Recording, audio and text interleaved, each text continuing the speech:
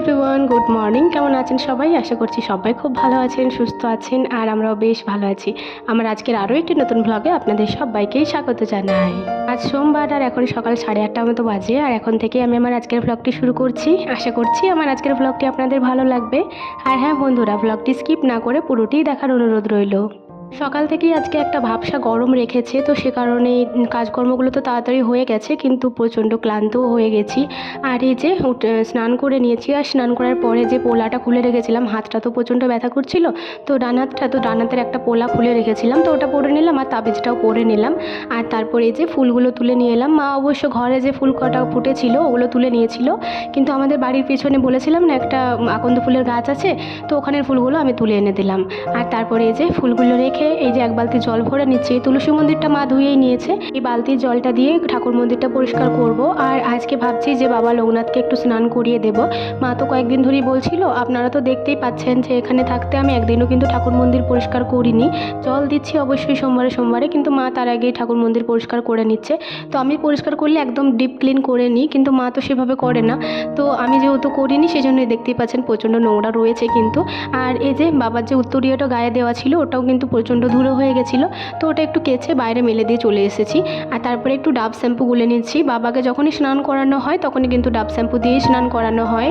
আমি যখন খুব ছোট তখনই দেখেছি যে ঠাকুর মন্দির প্রতিষ্ঠা করা হয়েছে। আমাদের গ্রামের বাড়িতে যখন ছিলাম আর কি, তখনই প্রতিষ্ঠা করা ছিল। তারপর আবার যখন এখানে আমাদের বাড়ি বানালো তখনও কিন্তু এখানে এসেও ঠাকুর মন্দির একটা বানানো হয়েছে, দেখতেই পাচ্ছেন।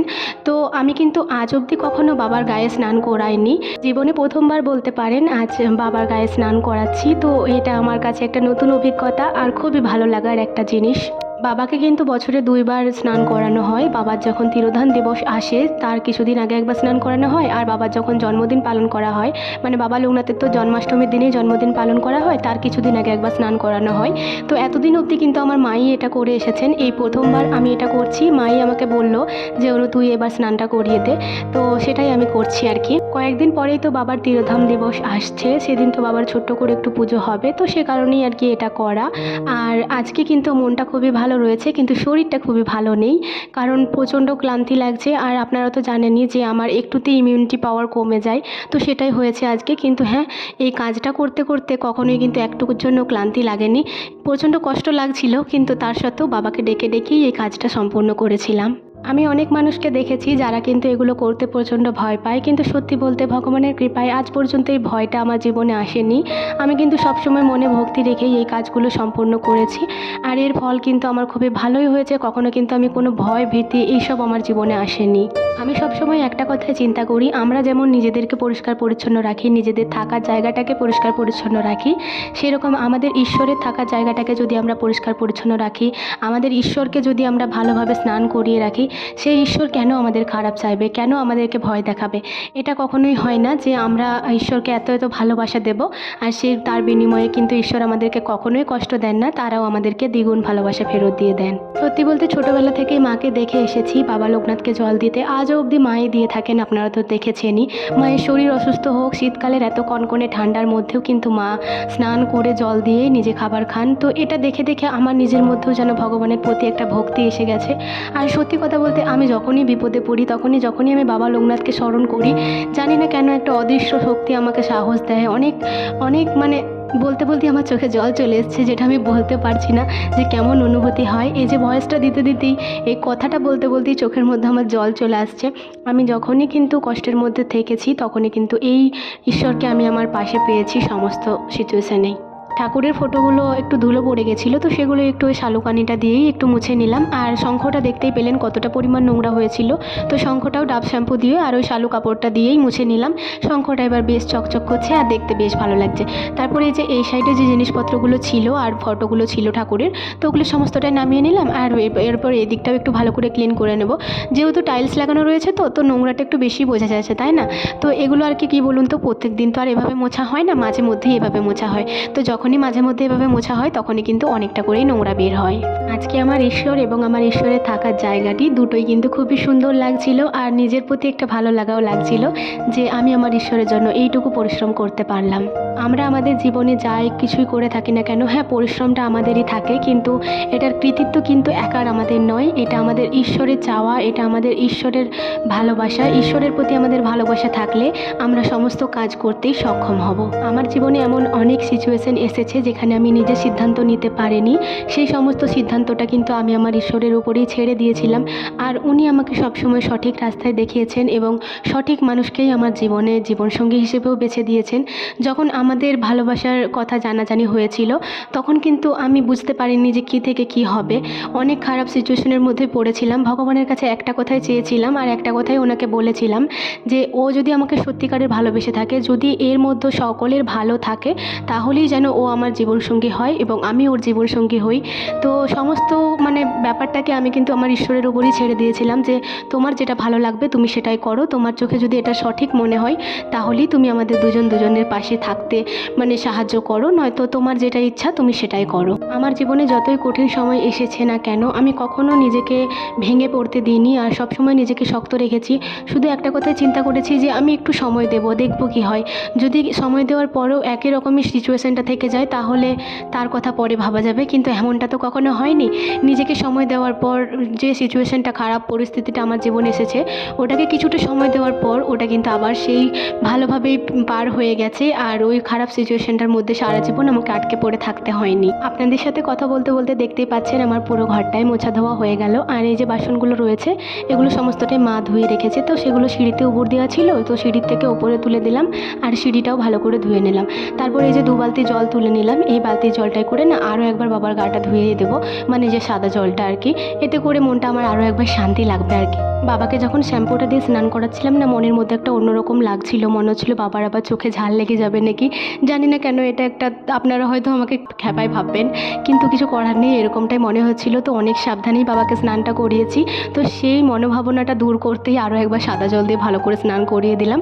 এরপর আমার মনটাও বেশ ভালো লাগছে। এই যে ফটো ফ্রেমগুলি দেখছেন এগুলো সমস্তটাই আমার বাবার ঘরটাতে ছিল, আমার মা আর বাবা যে রুমটিতে থাকে।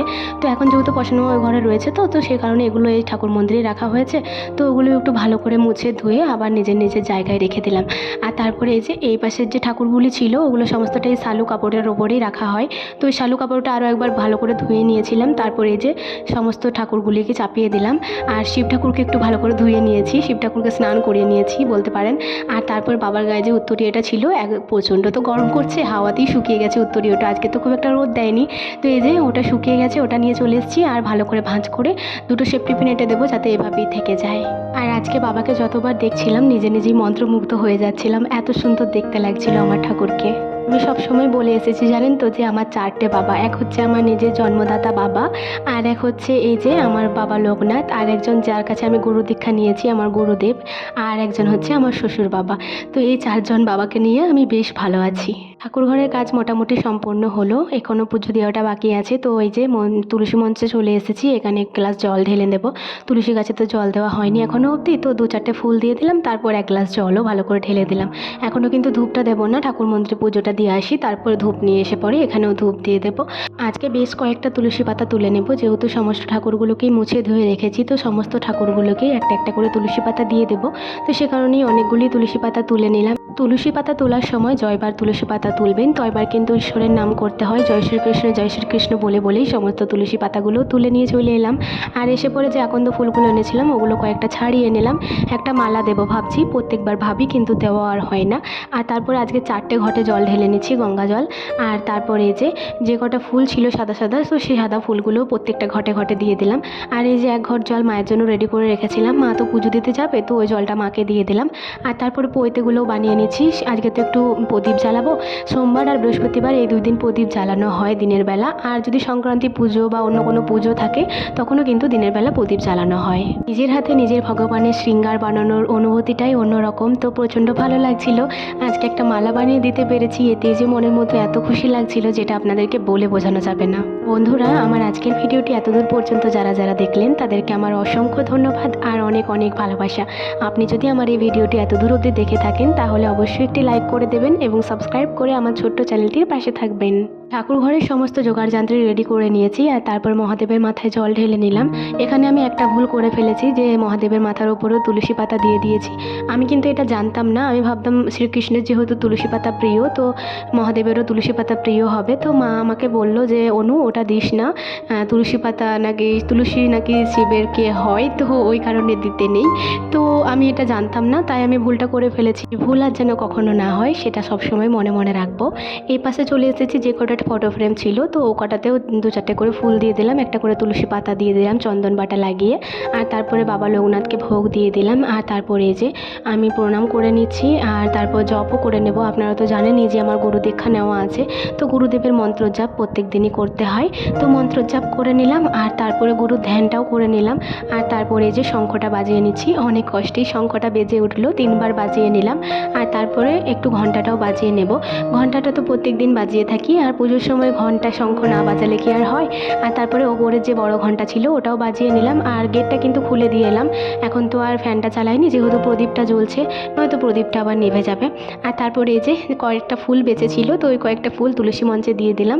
আর তারপরে ধূপটাও একটু ঘুরিয়ে নিচ্ছি, প্রচণ্ড গরম করছে, প্রচণ্ড ঘাম দিচ্ছে, তো ওই ঘামটাই মুছছিলাম। আপনারা আবার ভাববেন না যে আমি কাঁদছি। তুলসী মঞ্চ থেকে একটু তুলসী মৃত্তিকা নিয়ে নিলাম, এটা পশনোয়ার মাথায় আর গলাতে দিয়ে দেবো, এতে করে খুব তাড়াতাড়ি পশনোয়া সুস্থ হবে, এটা আমার বিশ্বাস। আর এই যে ঘরের মধ্যেও একটা ধূপ নিয়ে চলে এসেছি, এই দুয়ার গোড়া একটু ঘুরিয়ে নিয়ে এখানেই গেঁথে দেবো। আর তারপর 1 গ্লাস জল নিয়ে বসলাম, শুধু জল কিন্তু নয়, শরবত নিয়েছি। এটা খেয়ে আমি অনেকটা শান্তি পেলাম আর প্রচণ্ড ভালো লাগছিল এখন। বন্ধুরা এখন 10টা মতো বাজে আর আমার পুজো কমপ্লিট হয়ে গেছে, জপও করে নিয়েছি আর ঘরের মধ্যে এসে 1 গ্লাস শরবত খেয়ে নিলাম। 10টা বাজে, এখনও খুব একটা দেরি হয়নি, কিন্তু কি জানেন তো আজকে সকাল থেকে মানে এত ভাবসা গরম রেখেছে একটা, যে কি বলবো আপনাদের, মানে সকাল থেকেই তো ঘামছি, সূর্য কিন্তু ওঠেনি, কিন্তু তার সত্ত্বেও মানে প্রচণ্ড পরিমাণে গরম লাগছে, মানে শুধু ঘাম বের হচ্ছে শরীর থেকে। তো 1 গ্লাস শরবত খেয়ে নিলাম, ওই জন্য শুধু জল খেলে আবার খালি পেটে তো একটু বমি বমি লাগে, সেই জন্য শরবতটাই খেয়ে নিলাম। আর এরপর সুব্রতকে একবার ফোনটা করে নিই, মানে আমার হাজব্যান্ডকে, ও তো মিস কল দিয়েছে দেখলাম একবার, তো পুজো করছিলাম তাই তখন ধরতে পারিনি, তো এবার ওকে ফোনটা করি আর শাশুড়ি মাকেও ফোনটা করে নিই। বন্ধুরা সুব্রতর সাথে আর মায়ের সাথে কথা বললাম, তো কথা বলে তো হলো, এবার খেতে হবে।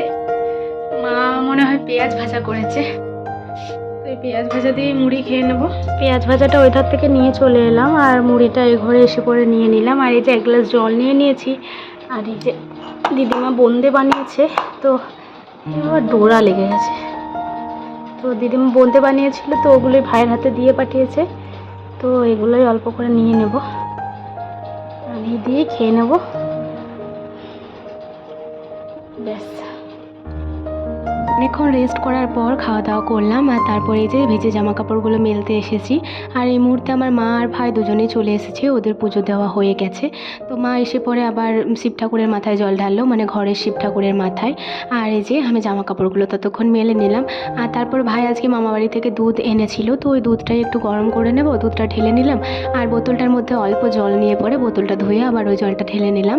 আর মা জানেন তো আসার সময় মানে রসমালাই এনেছিল, তো ভাই এনেছিল আসলে, তো খেতে খুবই ভালো লাগছিলো, দুজন মিলে খেয়ে নিলাম আমি আর ভাই মিলে। আর তারপর দুধ গরম করা হয়ে গেছিলো, তো ওটা একটু ছানা কাটিয়ে নেব, যেহেতু মা উপোস দিয়ে আছে, একটু ছানা না করলে মা সারাটা দিন কী খাবে বলুন তো। যে দুধটা গরম করলাম সেটার এই যে ছানা বানিয়ে নিয়েছি, মা যেহেতু উপোস দিয়েছে তো এটাই খাবে। আর আটা ভিজিয়েছিলাম, তো আটাগুলো কয়েকটা লুচি বানিয়েছি, এই ইন্ডাকশানটাতে না হচ্ছে না, বন্ধ হয়ে যাচ্ছে। আর এই মুহূর্তে রান্নাঘরে গিয়ে লুচি ভাজা প্রায় অসম্ভব, তো এই যে কয়েকটা লুচি ভেজে দিয়েছি মায়ের জন্য, আবার পরে বিকালবেলা ওগুলো ভাজা হবে। এখানেই এখন থাক। আর ওদিকে মা রান্নাটাও করে দিয়েছে, তো রান্নাটা চলুন আপনাদেরকে দেখিয়ে দিই। আসলে রান্নাটা আমার দুপুরে রান্নাবান্নাটা করার কথা ছিল আমার, কিন্তু আমার শরীরটা এতটাই খারাপ লাগছে আর রান্নাঘরে তো প্রচণ্ড গরম, এখানে তাও এই যে ফ্যানটা চালিয়ে পরেই আর কি লুচিগুলো ভাজলাম আমি আর ভাই দুজন মিলে। তো সে কারণে মা বললো তুই লুচিগুলো এই ধারে ভাজ, আমি ওই ধারে রান্নাটা করে নিচ্ছি। তো মাই রান্নাটা করেছে, চলুন আপনাদেরকে দেখিয়ে দিই কী কী রান্না করেছে। এত গরমের মধ্যে মাকে বললাম সেরকম কিছু রান্না বান্না করো না, তো ও যে ভাত রান্না করেছে প্রেশার কুকারে, আর এখানে ডাল রান্না করেছে। আর আজকে একটু শুক্তো মতো করেছিল, শুক্তোটা মানে একটু সেদ্ধ সেদ্ধ করেই করেছিল। দেখতে যেমনই হোক খেতে কিন্তু খুবই সুন্দর লাগছিল। আমি তো দুপুরবেলা আর ভাত খাইনি, দুপুরবেলা অল্প লুচি খেয়েছিলাম, বিকালবেলা মানে সন্ধ্যাবেলা আর কি মুড়ি খেয়েছিলাম, তখন খুব ভালো লাগছিল। বন্ধুরা আজকে হচ্ছে নেক্সট ডে, মানে মঙ্গলবার। সোমবারের ভিডিওটা তো শেষই করা হয়নি, কালকে প্রচণ্ড শরীরটা খারাপ লাগছিল, আর সে কারণে আর ভিডিও এডিটও করিনি। এখনও পর্যন্ত কিন্তু আমার কালকের ভিডিওটা এডিট হয়নি। তো রাত্রেবেলা এই যে বৃষ্টি হয়েছে, দেখুন গাছপালারাও যেন নতুন জীবন ফিরে পেয়েছে। আর আজকের ভিডিওটা ওই জন্যই ভাবলাম সকালবেলাতেই না হয় শেষ করে দিই। এই যে সকালে উঠে চাটা খেয়ে নিয়েছি, আর কালকে রাত্রে আর লুচিগুলো আমি ভাজিনি, মাই ভেজে নিয়েছিল। তো রাত্রেবেলা তো অল্প করে মুড়ি খেয়ে নিয়েছিলাম, কারণ রাত্রে লুচি খেলে আমার আবার শরীর খারাপ করে। তো আজকের মানে কালকের ভিডিওটা আমি এখনই শেষ করে দিচ্ছি। ভালো লাগলে একটি লাইক করে দেবেন এবং সাবস্ক্রাইব করে আমার চ্যানেলটির পাশে থাকবেন। আবারও দেখা হবে কালকে একটি নতুন ভিডিওর সাথে। ততক্ষণের জন্য সবাই ভালো থাকুন, সুস্থ থাকুন, আর বেশি করে জল খাবেন কিন্তু।